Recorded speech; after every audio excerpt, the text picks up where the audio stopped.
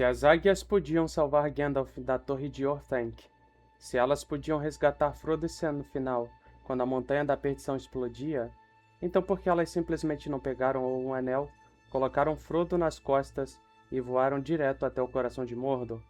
Essa é, sem dúvida, a pergunta mais famosa de toda a Terra-média, e a resposta é simples: as águias não são um táxi. E pior ainda, se tentassem fazer isso, provavelmente todos morreriam, e o anel cairia direto nas mãos de Sauron.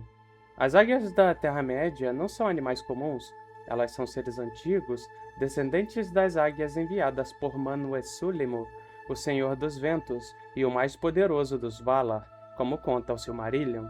Na Primeira Era, elas serviam como mensageiras e guerreiras contra Morgoth. Resgatou Maedhros, que estava acorrentado a Stangorodrim. Torondor, por exemplo, o maior de todos, chegou a ferir o próprio primeiro Senhor do Escuro. E resgatou o corpo morto de Fingolfin da presença dele, para que o mesmo não o despedaçasse. E ajudaram no final da Primeira Era na Guerra da Ira, auxiliando contra os dragões alados de Morgoth. Por isso, elas existem quase como intervenções divinas, ajudam quando julgam necessário. Elas não eram subordinadas aos povos livres, nem obedeciam automaticamente a Elrond, Galadriel, Gandalf ou ao Conselho Branco. As águias serviam, antes de tudo, a Manwë. O próprio Tolkien reconheceu o perigo narrativo delas. Em sua carta número 210, ele disse claramente: as águias são uma máquina perigosa. Eu as usei com parcimônia, e esse é o limite absoluto da credibilidade ou utilidade delas. Por isso, elas aparecem apenas em momentos muito específicos e inesperados, salvando Gandalf de Orthanc, ajudando na Batalha dos Cinco Exércitos, auxiliando no espaço aéreo na Batalha de Morannon contra os Nazgûl e suas bestas aladas, resgatando Sam e Frodo no final. E aqui entra um detalhe crucial: a gratidão pessoal das águias por Gandalf. No próprio O Hobbit, Tolkien conta que Gandalf já havia prestado um grande serviço a elas no passado. Gandalf, que já havia estado muitas vezes nas montanhas, uma vez prestara um serviço às águias e curara o seu senhor de um ferimento de flecha. Essa dívida de vida criou uma aliança profunda entre Gandalf e o povo das águias, que se estendeu até Gwaihir, o Senhor dos Ventos, na Terceira Era. Por isso, quando Radagast pede ajuda para tirar Gandalf do topo de Orthanc, Gwaihir responde: não porque Radagast tem autoridade sobre as águias, mas porque o pedido era para salvar Gandalf. E o próprio Gwaihir deixa claro qual é o limite dessa ajuda quando resgata o mago. E ele pergunta até onde pode carregá-lo. E ele responde: muitas léguas, mas não até os confins da terra. Fui enviado para levar mensagens, não fardo. Da mesma forma, quando Galadriel envia Gwaihir para procurar Gandalf após a luta com Balrog no topo de Zirak-Zigil, e ele obedece, e quando o faz, diz ao mago que o corpo dele está bem mais leve, como uma pena, acreditando que se o soltasse dali, poderia até mesmo flutuar. Resumindo, a gratidão das águias por Gandalf abre a porta para essas intervenções específicas, mas isso não as transforma em um serviço de transporte. Elas aceitavam resgates rápidos ou missões específicas, mas uma jornada suicida carregando um anel, isso ia contra sua própria natureza.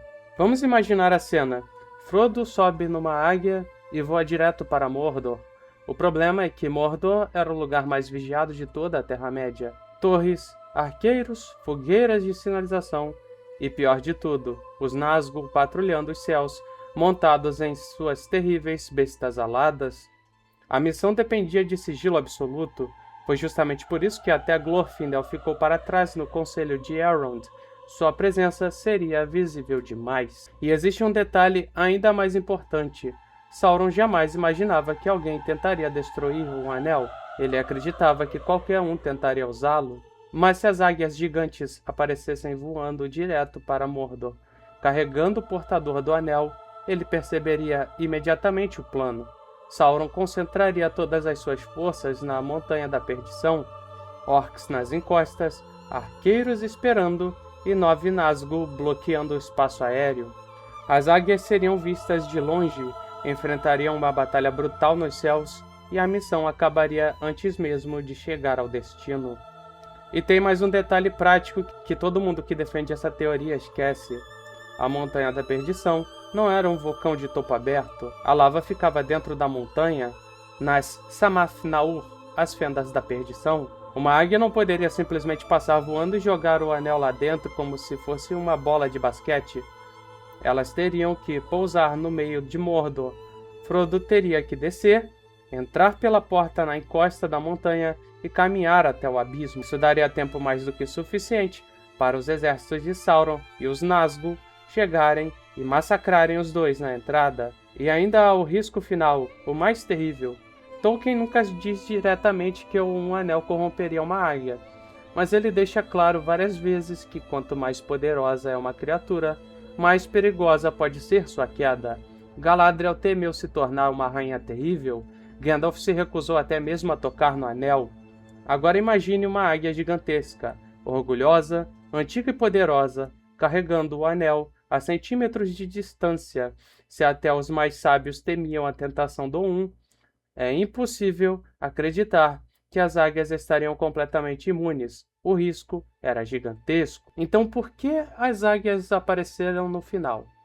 Porque no final, tudo havia mudado.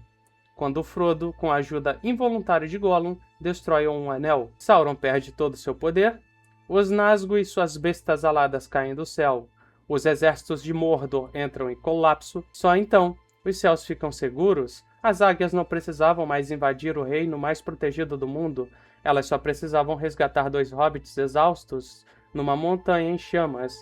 É exatamente aí que Gwaihir, Landroval e Meneldor aparecem, como uma ajuda inesperada no último instante, como um último pedido de Gandalf após a Guerra do Anel, dizendo: 2 vezes você me carregou, meu amigo Gwaihir, que a terceira pague por todas, se você estiver disposto. E Gwaihir lhe respondeu: eu o levaria onde desejasse, mesmo se fosse feito de pedra. Não como solução fácil. Tolkien guardou as águias para o momento em que sua intervenção não destruiria o tema central da história, a vitória através da humildade, do sacrifício e da coragem de pessoas pequenas. Então não.